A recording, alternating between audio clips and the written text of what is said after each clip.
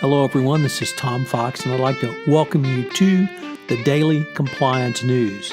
The Daily Compliance News is an offering of the Compliance Podcast Network. March 12, 2019, the Loonshot Edition.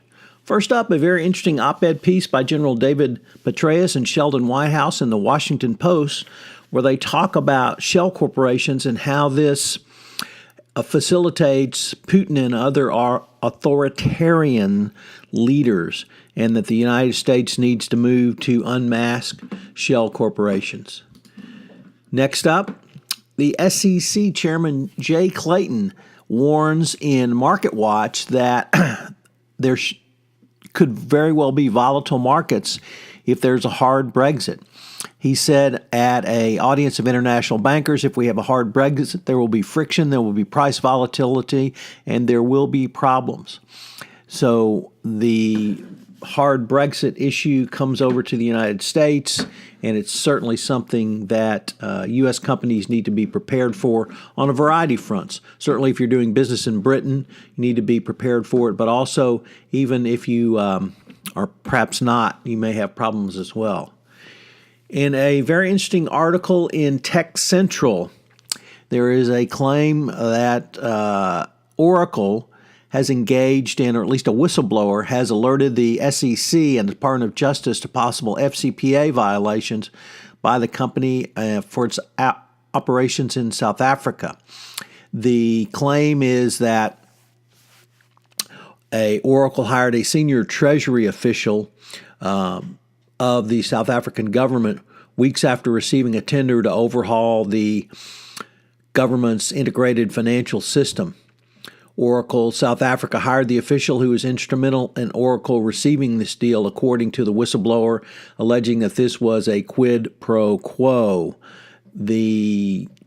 Oracle was asked for comment on this by Tech Central, and they were given a firm no comment by the company. Finally, in a very interesting column, this week's column by Andrew Hill on management in the Financial Times, he talks about loonshots. And loonshots is a term from a new book which is coming out, which is Tales of Failures of Leadership, Innovation, and Organization.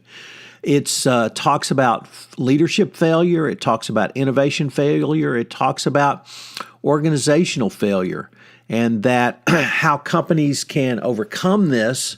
And it makes the rather interesting claim, going against the grain, that actually strategy can best culture at times. So if you have access to the FT, I would suggest you take a look at this article. It's certainly worth it for the title alone and gives you something to talk about around the office. The book will be coming out later in the spring, I believe in late April. So check it out when it comes out. Thank you for listening today.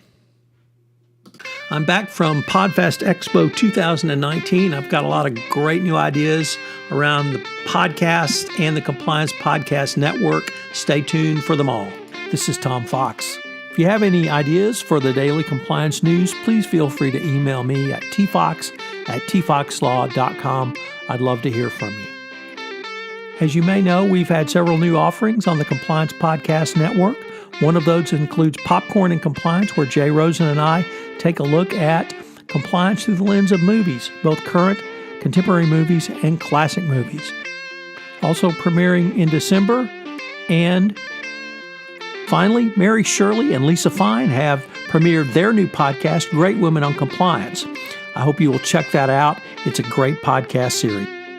We have several other offerings that are in production that will go live hopefully in Q1 of 2019. I hope you will check back to see the offerings on this Compliance Podcast Network.